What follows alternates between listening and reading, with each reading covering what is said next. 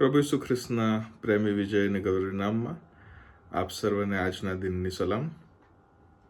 પઝલિંગ passages of pole અને તેના 9મા સેશનમાં આજે આપણે જ્યારે પ્રવેશ પામ્યા છે ત્યારે પ્રભુનો આભાર માનીએ છીએ કે પ્રભુએ આપણને સહાયતા કરીને મદદ કરી કે પ્રેરિત પાઉલ જે પત્રો લખે છે તેમાંના અગત્યના સત્યોને હું અને તમે સાથે મળીને સમજી શકીએ. ગત દિવસોમાં અલગ અલગ પેસેજીસનો આપણે અભ્યાસ કરી શક્યા. પ્રભુના નામને ધન્યવાદ આપીએ. આજે એક બહુ જ પ્રચલિત અને લગભગ આપણને મુખપાઠ હોય એવી કલમ વિશે આપણે જોવા માંગીએ છીએ.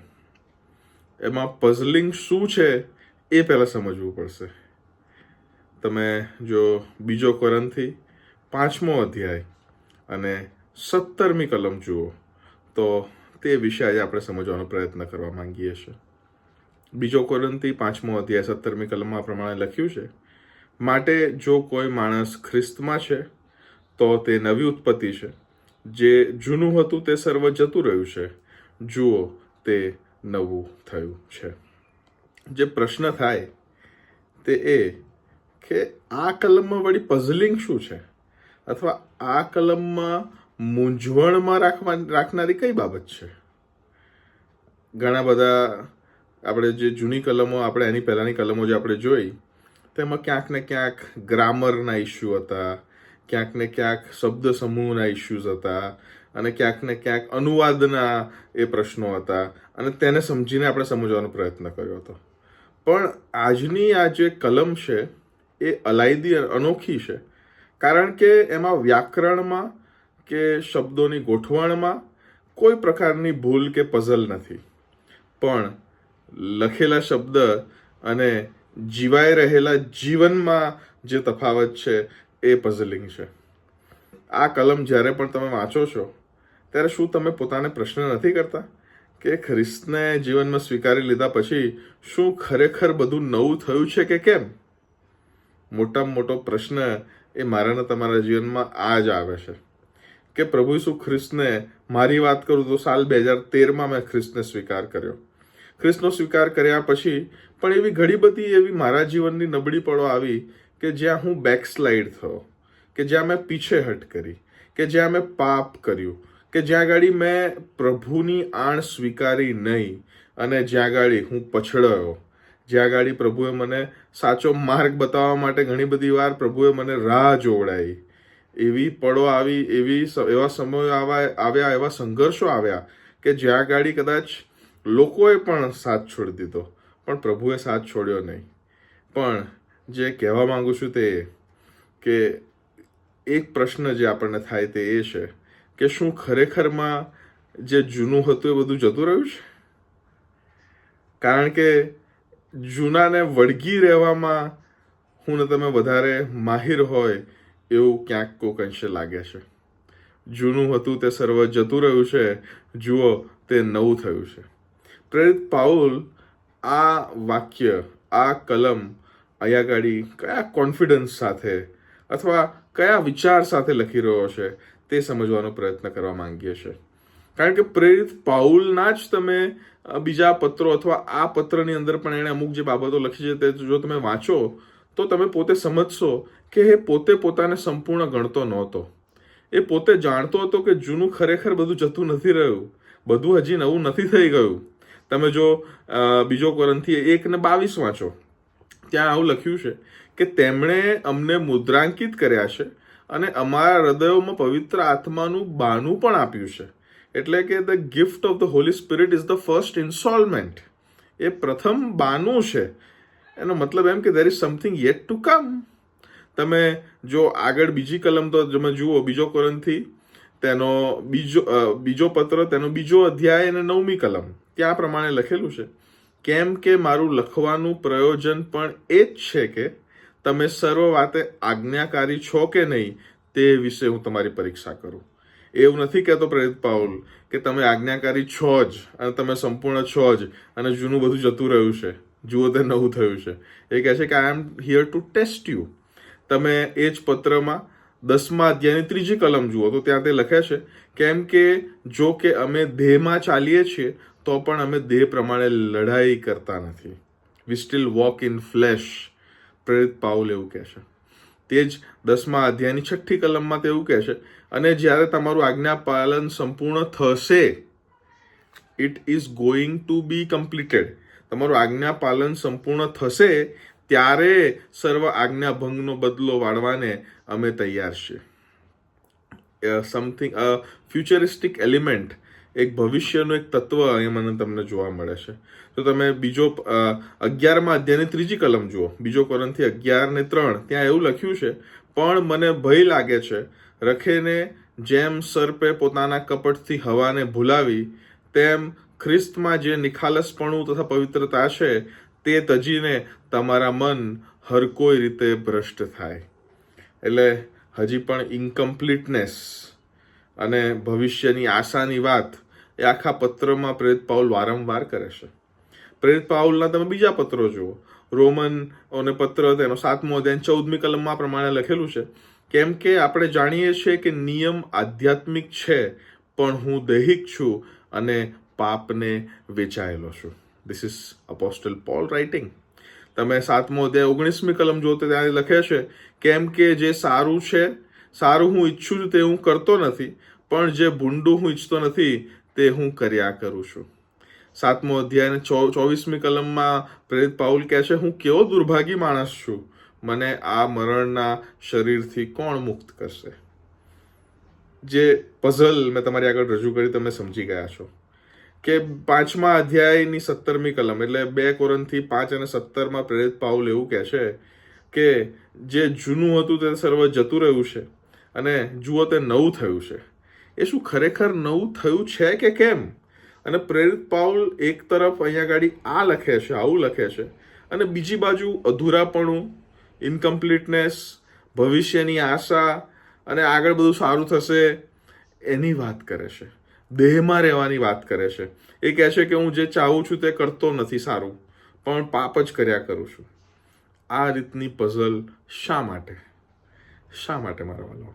પ્રેરિત પાઉલના તમે બીજા પત્રોનો અભ્યાસ કરો ત્યાં આગળ એ નવીનતાની વાત પણ, નવા જીવનની પણ વાત કરે છે, જે અહીંયા આગળ 5 અને 17માં કરે છે. ગલાતીઓને પત્ર 3:27-28માં તે લખે છે, કેમ કે તમારામાંના જેટલા ખ્રિસ્તમાં બાપ્તિસ્મા પામ્યા તેટલાએ ખ્રિસ્તને પહેરી લીધા. માટે હવે યહૂદી કે ગ્રીક કોઈ નથી, દાસ કે સ્વતંત્ર કોઈ નથી, પુરુષ કે સ્ત્રી કોઈ નથી, કેમ કે તમે બધા ખ્રિસ્તમાં એક છો. તે જ પ્રમાણે ગલાતી 6 અને 15માં તે લખે છે, કેમ કે સુન્નત કંઈ નથી, તેમ બેસુન્નત પણ કંઈ નથી, પણ નવી ઉત્પત્તિ એ જ કામની છે. પ્રેરિત પાઉલ મને તમને બીજો કોરિન્થી 5 અને 17 દ્વારા શું સમજાવવા માંગે છે? એના મનમાં શું છે? What are his thoughts? એના વિચારો શું છે જ્યારે આ વાત અહીંયા ગાડી તે મારીને તમારી સામે લખી રહ્યો છે, કે જ્યાં કોઈક અંશે મને તમને સંપૂર્ણતા દેખાઈ જાય છે, કે જ્યારે તમે ખ્રિસ્તને પહેરી લો એટલે જે જૂનું માણસપણું છે બધું જતું રહે છે અને નવા માણસપણામાં તમે એક નવી ઉત્પત્તિ તમે ખ્રિસ્તમાં બનો છો. What is in his mind?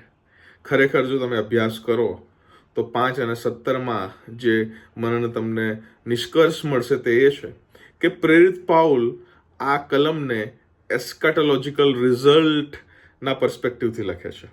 એસ્કાટોલોજીકલ result એટલે કે ખ્રિસ્તમાં મેળવેલ વિજય, અને જે વિજયની પરિપૂર્ણતા અંતના સમયે આવવાની છે તેને ધ્યાનમાં રાખીને પ્રેરિત પાઉલ બીજો કોરિન્થી 5 અને 17 લખે છે. તે કહે છે કે અંતમાં બધું નવું થવાનું છે, જે જૂનું છે તે બધું જતું રહેવાનું છે, અને જુઓ તે નવું થવાનું છે. મારા વાલાઓ, તમે એક ઉદાહરણ તમારી આગળ જો કહું તો અસ્તાને નહીં ગણાય. અમદાવાદની ગરમી, તમે મે મહિનામાં બપોરના સમયે તમે જાઓ બહાર, 2 વ્હીલર પર જાઓ, ગાડીમાં નહીં, અને 50 ડિગ્રી એ આખું શહેર તપતું હોય અને તમે 10-15 કિલોમીટરે 50 ડિગ્રીમાં તમે ફરીને પાછા ઘરે આવો અને ઘરમાં એર કન્ડિશન ચાલતું હોય. તમે જેવા એ ઘરની અંદર પ્રવેશ પામશો ને તો એ ઘરનું જે વાતાવરણ છે એ તો ઠંડુ હશે, કારણ કે ઓલરેડી એસી ચાલુ હતું, પણ તમારું જે 50 ડિગ્રીમાં ફરીને આવેલું શરીર છે એ હજી પણ ગરમ હશે. એમાં એ એસીની અસર થતા વાર લાગશે. ખ્રિસ્તનું આપણા જીવનમાં સ્વીકારવું અને પવિત્ર આત્માનું આપણા જીવનમાં આવવું એ પણ આ જ રીતના છે કે જ્યારે તમે તમારા જૂના માણસપણાની અંદર ખ્રિસ્તને પહેરી લો છો અને ખ્રિસ્તને પહેરી લેવાથી જ્યારે પ્રભુ પવિત્ર આત્મા તમારા જીવનોમાં આવીને વાસ કરે છે ત્યારે મારા વાલાઓ એ જૂના માણસપણાની અસર છે એ અસર જતા સમય લાગે છે. એ પરફેક્શન, એ સિદ્ધતા, એ ખ્રિસ્ત જેવા બનતા એમની પ્રતિમા અનુસાર આપણે જ્યારે ઘડાઈએ છીએ ત્યારે એ એક રાતમાં થતું નથી. It doesn't happen in a Fortnite. એક રાતમાં થતું નથી, એક પળમાં ને એક ઘડીમાં થતું નથી, but it is a process. એ એક પ્રકારની આખી એ પ્રોસેસ છે, એક પ્રોસિજર છે કે જ્યાં ગાડી હું ને તમે દિન પ્રતિદિન હર પળ હર ઘડી જ્યારે પ્રભુની આણ સ્વીકારીએ છીએ, પ્રભુનું વચન વાંચીએ છીએ, પ્રભુને પ્રાર્થના કરીએ છીએ અને પ્રભુ સાથે સંચાર નિરંતર રાખીએ છીએ ત્યારે આપણે સ્ટેપ બાય સ્ટેપ ખ્રિસ્ત જેવા બનતા જઈએ છીએ. We become like Christ. It is not a one moment thing કે તમે ખ્રિસ્તનો સ્વીકાર કરો, પવિત્ર આત્મા તમારા આવ્યો અને તમે જૂનું માણસ પણ તમારું જતું રહ્યું અને તમે નવા થઈ ગયા. પ્રેરિત પાઉલ જે દ્રષ્ટિકોણથી લખે છે તે ખોટો નથી ત્યાં આગળ, કારણ કે તે અંતના સમયના દ્રષ્ટિકોણથી તે લખે છે કે અંતના સમયમાં તે થવાનું જ છે. But what is the procedure? હવે એ જે પદ્ધતિ છે તે શું છે?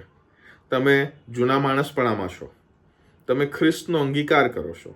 ખ્રિસ્તનો અંગીકાર કર્યા બાદ પ્રભુનો પવિત્ર આત્મા તમારા જીવનમાં આવીને વાસ કરે છે અને પ્રભુના પવિત્ર આત્માનું જે કાર્ય તમારા જીવનમાં છે તે તો એ છે કે તે તમને સભાનતા લાવે. તમારા જીવનમાં એક નાનો મીઠો ધીરો અવાજ બનીને રહે કે જ્યાં ગાડી જો તમે ક્યાંક ખોટું કરવાના હો, પાપ કરવાના હો, તો તમે પોતે પણ અનુભવ કર્યો હશે કે એક ઝીણો અવાજ છે જે તમને કહેશે કે ના આ ખોટું છે. That is the holy spirit. ઘણી બધી વાર પવિત્ર આત્માનું કાર્ય એ પણ છે કે તે મને તમને પ્રોમ્પ્ટ કરે, તે મનને તમને સજાગ કરે, તે મનને તમને અમુક બાબતો કહેવાને માટે પ્રેરણા આપે. પવિત્ર આત્માનું કામ સભાનતા લાવવાનું છે, સજાગતા લાવવાનું છે, પ્રેરણા આપવાનું છે. પણ અહીંયા આગળ જ્યારે પવિત્ર આત્મા આપણા જીવનમાં આવે છે ત્યારે તેનું પ્રાથમિક કાર્ય એ છે કે તે મનને તમને ખ્રિસ્ત જેવા બનાવે કે જેથી કરીને આપણું જે પાપનું જે જૂનું માણસપણું છે એ ખ્રિસ્તના નવા માણસપણામાં એ પરિવર્તિત થઈ ગયા અને હું ને તમે હવે પવિત્ર આત્મા દ્વારા ચાલનાર લોકો બની જઈએ. પવિત્ર આત્મા જ્યારે આપણા જીવનમાં આવે છે, વાસ કરે છે, તેનો મતલબ એમ નથી કે આપણે પાપ કરવાનું છોડી દઈએ છીએ. No, it doesn't happen. મેં તમને કહ્યું કે એક પળમાં નથી થઈ જતું. It's a procedure, it's a process.